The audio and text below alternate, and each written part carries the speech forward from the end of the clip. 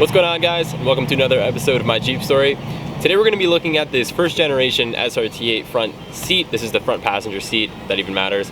But it came off of a 2006 to 2007 Grand Cherokee, and as you can tell, this seat has definitely seen some better days. I got this front passenger seat and the rear bench seat out of the same Grand Cherokee from a guy parting out his Jeep a few months ago. It's been sitting in my basement for that time, gathering more dust, more grime. These things have been, thrown around from being in that guy's Jeep, taking it over to New Jersey. I got it out of state. So, this made the video all the more better because these seats are extra dirty. And what I'm gonna do is I'm going to take the high-end brand of Adams Polishes, which is really well known for their chemicals and their cleaning supplies, and I'm going to put it to the test. I'm going to mask half of this seat, I'm going to clean half of it, and I'm going to do the same for the rear bench seat, but it's a little bit easier to film the front seat, so I'm going to do that on camera, and then I'm going to show the before and after for the rear seat. I want to point out that I am in no way sponsored by Adams Polishes. I had no contact about this video before I made it. I bought this with my own money, and to be honest, I feel like some of it is just a glorified makeup brush. I see this in my girlfriend's bag, and with stuff costing this much money, their chemicals, everything's very expensive with Adams Polishes, although they do have pretty good sales and good package deals. That's how I got this. I wanted to put it to the test because I believe, in quality products and spending a little bit more money for the quality, but it's nice to see results and it's nice to see it before and after, so I figured I'd make this video because these seats are gross. I gotta clean them. And to point out, I have the receipt right here. I paid a total of $81.56 for this, shipped to my door. So I'll show you everything I got in a moment. There's a good amount of things for $80, but $80 is a lot of money. So we'll get into it and I will start masking up this seat. To start off, I removed the headrest and then I put a piece of masking tape down the front of the seat.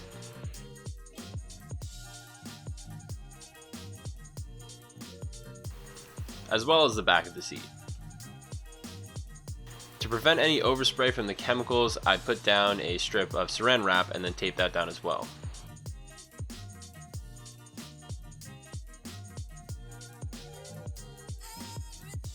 To start things off, I'm just using a cordless vacuum to make sure I get up any of the bits that were on the seat. You don't want to be cleaning the seat and then scratching the surface because of all the crumbs and everything that you're wiping into the seat. I start things off with the interior scrubbing mitt. This is a slightly abrasive cleaning mitt that you can stick your hand into, but I was kind of disappointed after reading that it has some places for your fingers to go in, and it's actually just divided into two. Using Adams leather and interior cleaner, I'm just spraying a little bit onto the scrubbing mitt and then scrubbing the leather.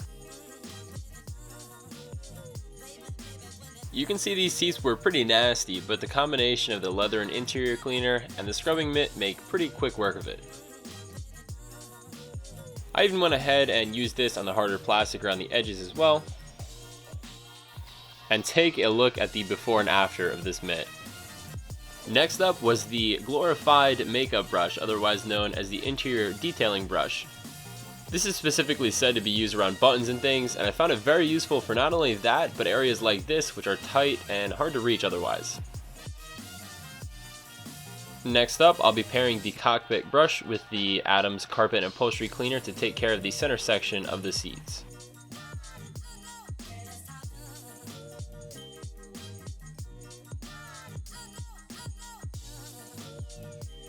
I thought this combo would also work well on the SRT8 logo since that was also of a fabric material. Studying up on Adams Polishes YouTube videos and tutorials, they say that this edgeless utility towel does a great job at picking up any last bit of dirt when paired with the leather and interior cleaner. So I'm going over it with a last wipe with this and then flipping it over to the dry side and then making sure that I'm getting any last bit of dirt left over on the seat from any of the previous cleaning and from this as well. You can see just how far the seat has come since the beginning. The pairing of all the tools and chemicals used have done an amazing job at getting rid of all of the grime and dirt that was left on the seat. I was so impressed that I actually took more masking tape and then I masked off the center section of the upholstery and then another section of the leather so I can get a good comparison of the before and after of the application of Adams leather conditioner. I put a thin line across the foam pad and then I squeezed it into the pad to make sure that I had even coverage across all the surfaces that I applied it to.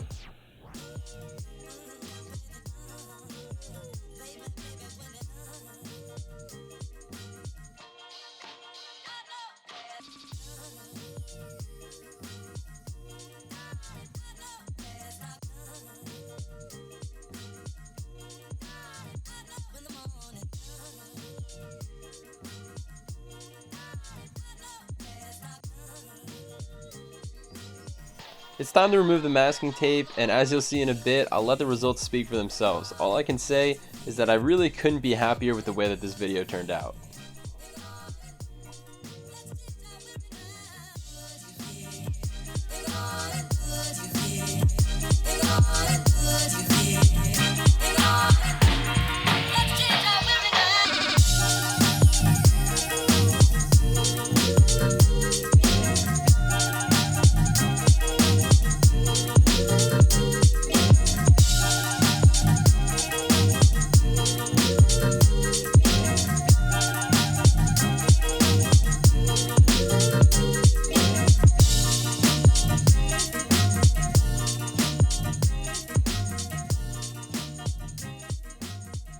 Now I have to admit I am pleasantly surprised with the results after this test.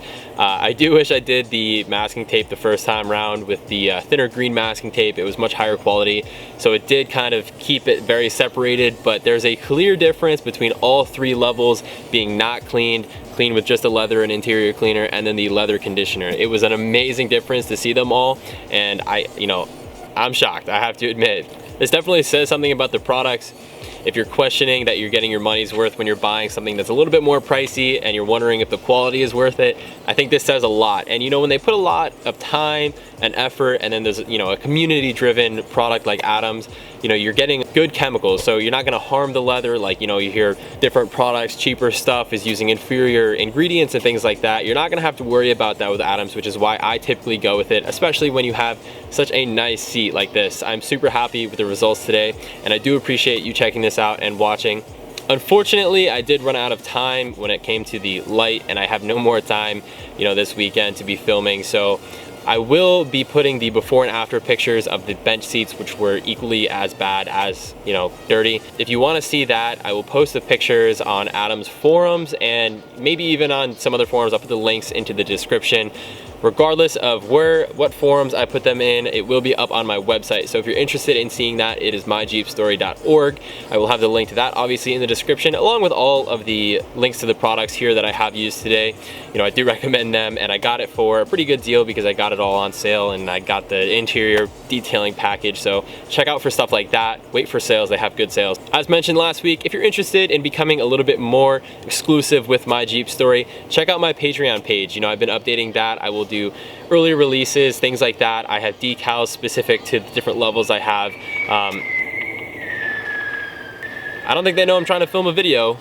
Yeah, so definitely check out my Patreon page. There's definitely some benefits to being a patron of My Jeep Story, and I will be uploading more videos more often, definitely on a weekly basis on Wednesday, so keep an eye out for that. I'd appreciate it if you subscribed, hit the like button, and definitely let me know what you thought of this video. Comment below, and I will see you next week.